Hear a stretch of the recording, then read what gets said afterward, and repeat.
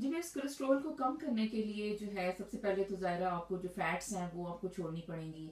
और आप कोशिश करें कि विदाउट फैट जो है वो खाना बने। स्पेशली ये जो देसी घी और बटर खाने की जिन लोगों की आदत है तो वो उन लोगों को वो चीज़ छोड़नी पड़ेगी। अच्छा, ये एक मार्केट में हर जगह आई थिंक अवेलेबल होता है। ये एक स्प्रे है ऑयल का।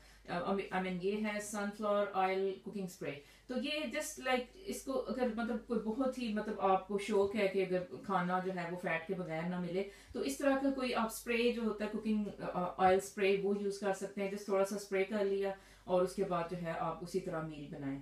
अच्छा, तो अब क्योंकि जो भी अब आप बात करें ना, जो भी मार्केट में ऑयल्स अवेलेबल हैं तो उनमें जो है वो ट्रांस फैट्स होती हैं। तो आपको जो है ट्रांस फैट्स जो है आपकी एलडीएल जो है वो बढ़ा देंगी और आपके लिए वो ठीक नहीं होंगी।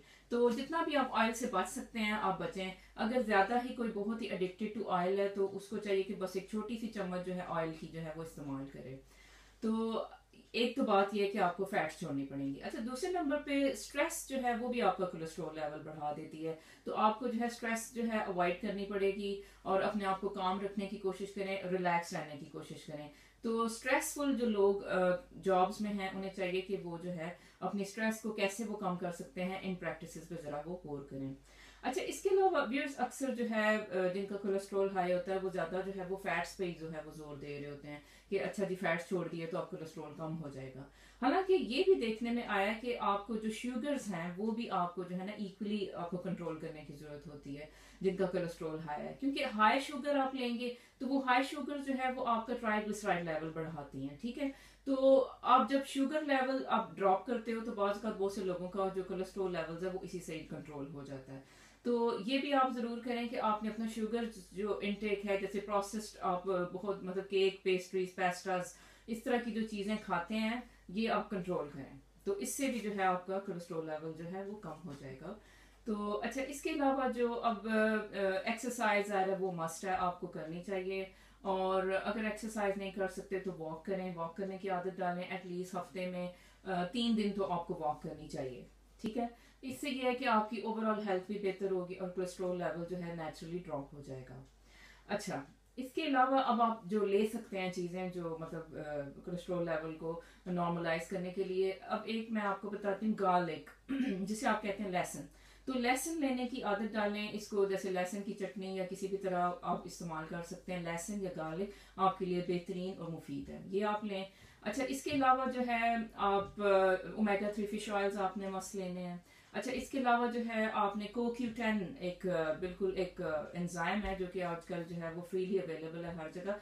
तो आप अपने डॉक्टर से लिखवाएं CoQ10। क्योंकि CoQ10 जो है वो एक मतलब आप समझें कि केमिकल है जो कि जब आप स्टैटिन्स लेते हो, ठीक है, स्टैटिन्स जो है वो कोलेस्ट्रोल लोअरिंग ड्रग्स होती हैं। तो जब आप स्टैटिन्स लेते हो तो CoQ10 जो है आपकी बॉडी में कम हो जाता है। ठीक है, तो ये आपके हार्ट के लिए जो है इन द लॉन्ग रन ये खतरनाक बात होती है। तो आप अपने डॉक्टर से प्रिस्क्राइब करवाएं। स्टैटिन्स अगर आप लेते हैं सिम्वास्टैटिन वगैरह तो आपको जो है मस्ट साथ CoQ10 लेना पड़ेगा। ठीक है, तो ये अगर आपके डॉक्टर ने अभी तक आपको प्रिस्क्राइब नहीं किया हुआ तो आप उनसे जो है ये लिखवाएं कि CoQ10 जो है प्लीज आप हमें लिख दें। तो वो फिर आपको लिख देंगे। ठीक है, तो अच्छा, एक और व्यूअर्स जो है एक और जो इंटरनेशनली जो एक चल रहा है एक फार्मूला वो है विटामिन D3 और K2 का कॉम्बिनेशन। ठीक है, अब ये यहाँ पे तो ये फ्रीली अवेलेबल होता है यूरोप अमेरिका कनाडा वगैरह में, लेकिन आई थिंक कि पाकिस्तान में भी होगा या इंडिया या पाकिस्तान या जो सारे ये हमारे एशियन कंट्रीज हैं उनमें भी डेफिनेटली ये कॉम्बिनेशन अवेलेबल होगा। अच्छा, विटामिन D3 K2 इस पे कभी मैं अब वीडियो बना दूंगी, लेकिन रफली सा बता देती हूँ कि ये जो है विटामिन D3 K2 एक कॉम्बिनेशन है मतलब दो चीज़ों का। इसमें विटामिन D3 है और विटामिन K2 है। ठीक है, तो K2 ये कॉम्बिनेशन उन्होंने देखा कि भी ये ना खून की जो नालियां हैं उनको साफ करता है। मतलब आप सोचें कि ज़ाहिर कोलेस्ट्रॉल जब ज़्यादा होता है आपकी बॉडी में तो वो आपकी खून की नालियों में जम जाता है। तो विटामिन D3 K2 से उन्होंने देखा कि ये जो है खून की नालियां साफ करने में जो है बेहतरीन इसका रोल है। तो ये भी आप अपने डॉक्टर से प्रिस्क्राइब करवाएं। तो ये छोटी सी वीडियो थी आप लोगों के लिए कि कोलेस्ट्रॉल को कैसे कम करें। Thank you.